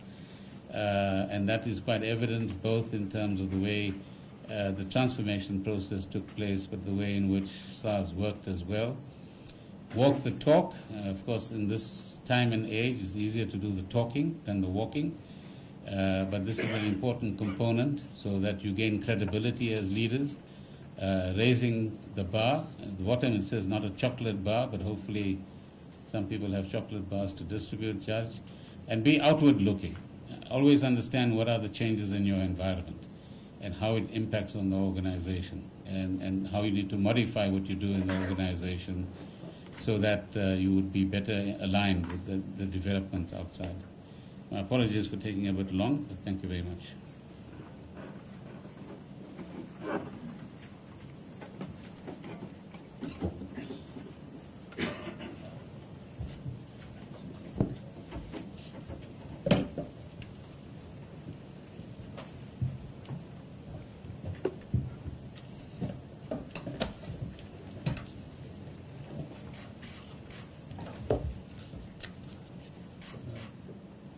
Thank you, Minister. Can you just clarify two things for me? As I understand it, I've watched a development taking place there. As I understand it, a development along the same lines continued under Mr. Magashula and the acting Commissioner, Mr. Pillay. Are you aware of that? Yes, but from a distance. I understand. By then I was Minister of Finance, but yes, it absolutely did. And it followed the kind of track that we had laid, if you like, during this period. What I want to know is this, though. In end of 2014, beginning of 2015, as I understand it, maybe you know about this, maybe you don't, there was a major review undertaken of the operations of SARS. I've had various figures thrown around of 300 million rand or 400 million rand that was spent on this major review. Do you know why that review was needed? Was there something that you would say was wrong that required review? Well, as you know, Judge, we had elections in late April 2014. A new government was in place by mid-May 2014. The new Minister of Finance then was Minister Nene. And on the 9th of December 2015, Mr. Nene was dismissed by the then President, Mr. Zuma. And on the 13th of December 2015, I was called in to resume the position of Minister of Finance. On the 14th of December, which was a Monday, 2015, Mr. Jonas, the then Deputy Minister, and myself gave a press conference. On the 15th of December 2015, we visited SARS and met with Mr. Moyane, the then Commissioner. And I have a photocopy of the notes that I took during that time and shared 10 things with him, which he confirmed by email. And one of which was that I want to understand the new operating model suggested by this consulting firm, Bain, better, firstly. Secondly, stop making changes until I understand this, the new operating model and why it is necessary. And thirdly, I mean, you've seen, and the world has seen, the benefits of institutions like the Large Business Center, for example. And it appeared at the time that that was in the process of being dismantled, if not dismantled. And the new concentration of power, if you like, was taking place in certain parts of the new operating model as well. So why was it done? I can only speculate. Well, don't speculate if you... I don't have a factual basis, but the reasons that circulate around us, and particularly I believe there's been a string of visits to newsrooms recently by this consulting firm, is that SARS was in a mess at the time. And that's a narrative that I would like to dismiss quite quickly, because there's the evidence that it wasn't. A firm foundation had been laid. If minor and incremental changes needed to be made to lend greater efficiency, that's a different matter, and in line with the way things evolved over a 10-year period. But I think what we learned in 2016 with the leaks of the so-called Gupta emails then began to, as you now know, connect the dots. And I suppose part of your inquiry is what happened in this institution during that period. What was its connection? Or what was the connection between what happened in this institution and the general phenomenon that we now know as state capture? Let's not go down that line too far. All I want to know is I'm trying to understand why, if you think that model was operating is impressively, and I suppose if you created it, you would think that, but what prompted the need to review it at a massive cost? Do you know, or don't you know? Well, I know from a subjective point of view, but I suppose you will call the relevant people and let them answer the question. Well, I just would like to know if you know why it was changed. I think it's part of... in other words, was it not working as well as you tell us? No, that's definitely not the reason. Can you just explain to me another thing? There was an exco that operated in SARS at a higher level of management, executive committee, I suppose. It's not, that isn't a formal body, is it, under the tax legislation? Or No. That was an informal body. And what was its function? How did it operate? It was a structure that evolved over time. So when I got to SARS on the 1st of March 1998, you had a fairly senior, similar structure, let's call it EXCO for now, but it had only white managers on it largely. And with the consent of the then Commissioner, Mr. Van Heerden, I actually created a management committee below it in order to give young black people in the organization in particular, but more non-racial as well, an opportunity to understand what decision-making meant at a senior level.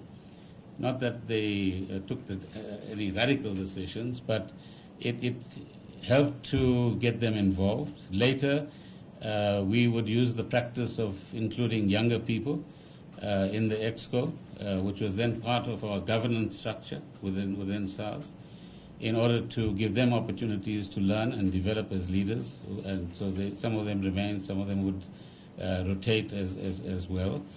And the third point is that, as we pointed out in some of these slides, over time we began to understand what good governance meant. So the EXCO was, if you like, the senior governance organ within the organization. Secondly, we are quite different from the private sector in the sense that we have, firstly, an accountability to the Minister of Finance. So there would be regular plus-minus fortnightly meetings with the Minister of Finance, where we would report on what we do and not do, or what changes we intended to make, and keep him informed. In many instances, if there were some significant changes, which did happen during this period, he wouldn't read about it in the newspapers. He would be properly briefed and be able to influence the decisions if it was appropriate on a friendly basis, so to speak. Could we just stick to the EXCO for the moment? Yeah, no, the EXCO is part of a structure, Chair. But who is in the EXCO? That's really... The heads of different components. And did they report directly to the Commissioner? And how did... It's, if you like, democratizing the Commissioner's powers as well. So if I can just finish the last part. So Good. An important part in organizations like this are checks and balances. So for example, how are settlements on tax matters arrived at? You can either say, yes, the head of legal or whatever, that person is empowered to make the decision. Or you can say, even the head of legal must appear before a committee on settlements, demonstrate why he or she has taken a particular view, and convince colleagues in the organization who might come from different backgrounds as to why that decision was made, and get their concurrence.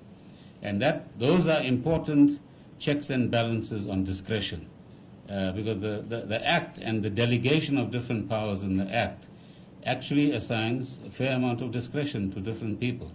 And if that's left unchecked and without proper structures, so for example, writing off debt in an organization, you can write off 2 billion tomorrow, or whatever the case might be, but there has to be a process by which that is done. It must be recorded somewhere, etc., etc.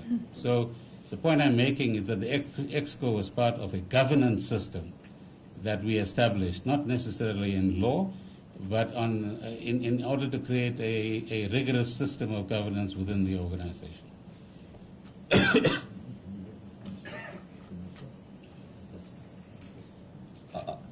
Mr. Minister, I want to just go back to the issue of Bain, and I sense the sort of this first coming of Bain and the second coming. In the first coming, you've indicated to us through the presentation that there was a case for change that informed that. We now perhaps maybe shift a bit to the second coming of yourself as Minister of Finance. And I want to understand, when you had the interactions in relation to Bain, weren't you advised of the case for change that necessitated the second coming in respect of Bain? I bear the judge's comments earlier on that I'm not here for the period 2014 on, but nonetheless, or his caution.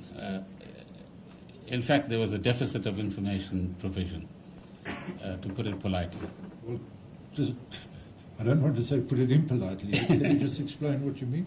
No, well, as I said, the first meeting on the 15th of December 2015 was to say, halt this process. Give me information. Come and tell me what's really going on. Didn't happen. And all I was told was that we need to continue. I'll have to find the records of all of that. But essentially, there was no deference with the Office of the Minister of Finance. And quite clearly, it is linked to revelations that come a little later.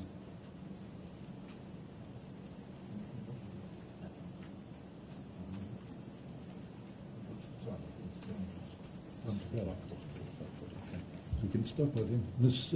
Steinberg, can we do what? Is there anything further you want to raise with the Minister? Yeah, okay. Minister, going back to the reasons why Commissioner Moyane might have wanted to restructure SARS radically, which he did, I've heard two reasons among the many, many people that I've interviewed so far.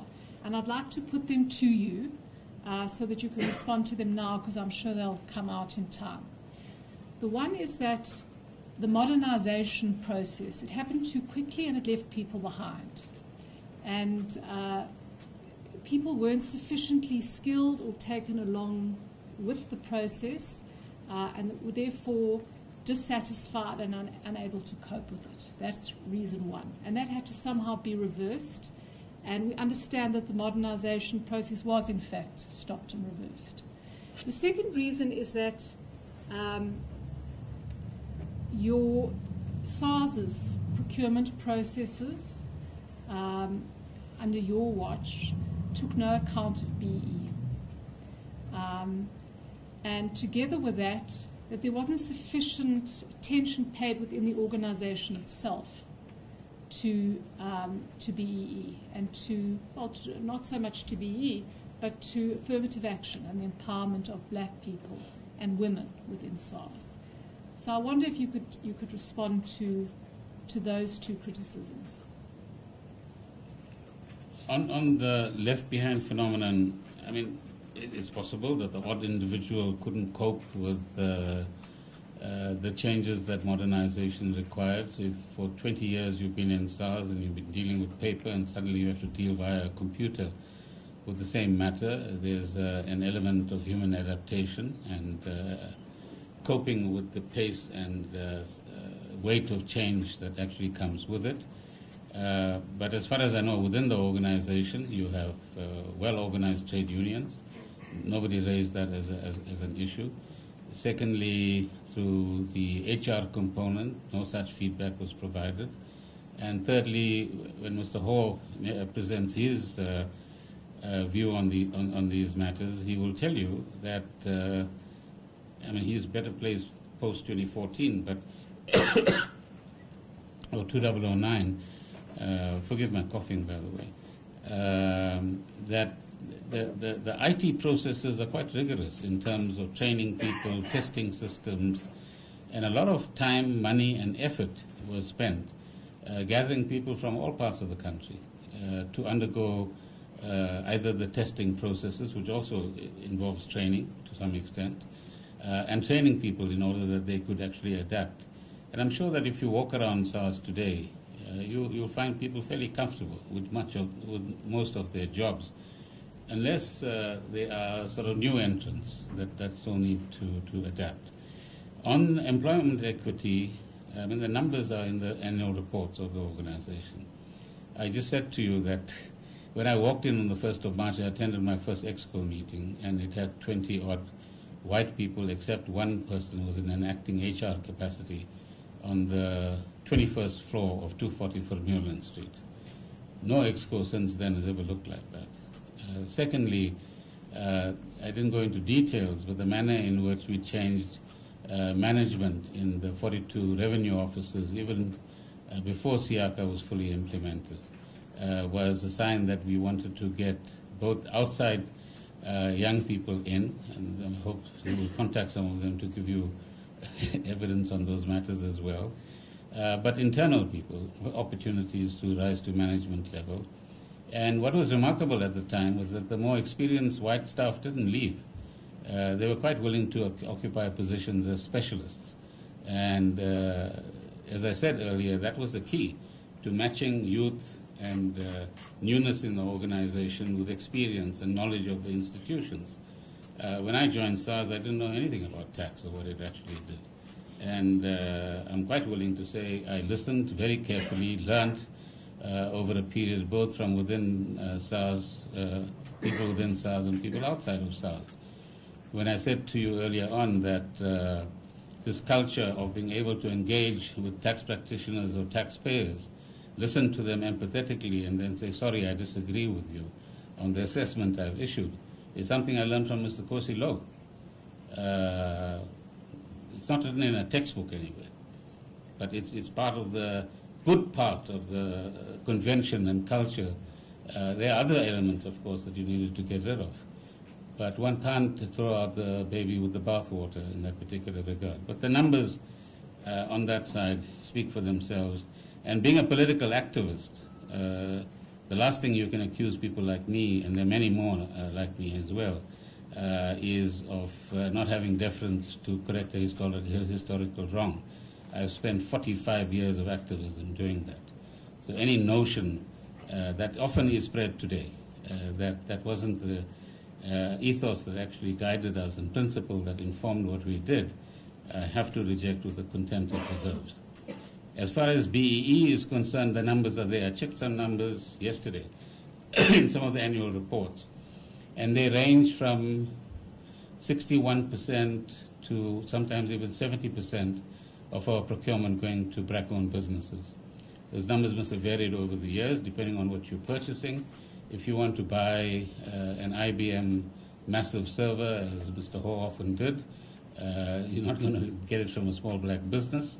Nor are we willing to pay a premium because a middle person is going to add 20% to the cost of what IBM actually charges as well. Whereas there are many other commodities that we purchase that can come from small businesses and should come from small businesses. And the process of empowerment must be pursued absolutely rigorously. And whether it's training, opportunities, exposure at an exco level, there was a multiplicity of techniques that were used to empower black people within the organization to become true professionals, not just occupy office by name, but become true professionals who would be able to serve SARS for 10, 15, and 20 years beyond that particular period. And many of those people who are good professionals might not be in SARS today, or they've been sidelined. Just one final question. This does relate to your time as minister, but the reason I raise it is because Mr. Pillay is going to be giving evidence in a couple of days' time, and it relates to his situation. We received an affidavit less than a week ago from a Ms. Minnie Hendricks, which says that towards the latter part of 2009, when you were taking over as Minister of Finance, she was seconded from SARS to help you with the transition.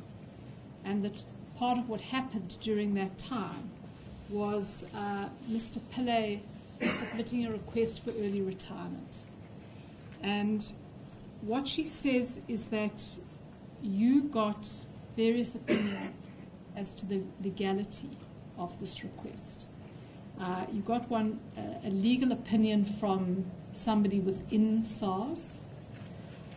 You then asked for a legal opinion from somebody within the National Treasury because it related to the government pension fund administrator, that you conferred with the Minister of Public Service and Administration, who was then Mr. Beloy, on the telephone, she says.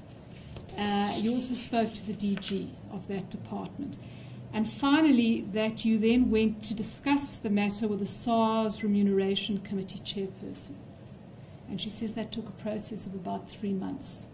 And that in each case, each person involved told you that it would be within the four corners of the law to approve Mr. Pilay's request. And I'm merely asking you if this is correct, if you can confirm this affidavit. To the best of my recollection, all of that is correct. But let me add that firstly, when Mr. Makashula approached me and said that Mr. Pillay had some personal obligations, which it is his job to explain to you, which required him to rally some finances, and this was the option that he chose, that is, i.e. early retirement. The first hesitation I had was he has also been an activist for many years, hasn't had much time to actually put together a pension that would reliably support him he's still a little younger than me, so he's got a way to go, in his latter years, and should he really be sacrificing his pension in this kind of way? So that was the first issue. But that was a non-legal matter. It was a personal matter. And one that, from a human level, one needs to apply one's mind to explore whether there are other options that SARS or he himself could consider. And these are issues I raised with Mr. Makashule. The rest is absolutely true, that my normal practice would be either to get some precedent for something that had actually happened, or get advice from experts. I'm not sure whether I spoke to Mr. Baloy as the minister, but I certainly spoke to a senior official who said that's normal practice in the public service. And having done all of those checks and had repeated hesitations, which required me to check again and again that we were doing the right thing, I then approved that particular payment. And the reason it then became, this is now going outside of your brief, but it became an issue later, was that it suited some people during the state capture period to now pick up those sorts of issues from within SARS. And as you know, that was all happening within the period, Judge, when there were these famous Sunday Times leaks that were going on, and which cast all sorts of malicious aspersions on various individuals. At the end of it, as you know, we were charged in 2016, that being my offense. So it's strange, and I hope you will also look into how is it that the prosecuting authority didn't have all the information? How is it that Mr. Sivington's view on the matter, which was well and properly recorded, didn't find its way into the records of those who were investigating the matter, and so on, which clearly indicates malicious intent as far as I'm concerned. But my conscience is clear, absolutely, that I did all the checking that I could possibly do at that point in time and did the right thing by the law. Thank you. I understand, in fact, that prosecution that was brought against was, I think, was against you, Mr. Magashula, and Mr. Pillay. That certain information that existed was not handed to the prosecuting authorities at first. It was later handed to them, and the Director of Public Prosecutions then withdrew the prosecution. That's as I understand it. We're checking on it at the moment. But that's the public narrative, Judge. Sorry? So that's the public narrative. Is it correct? Do you know if it's correct? I can't account for the National Director of Public Prosecutions. Thank you. Thank you. We're going to have to ask you back sometime. Hopefully not, but okay. Thank you very much.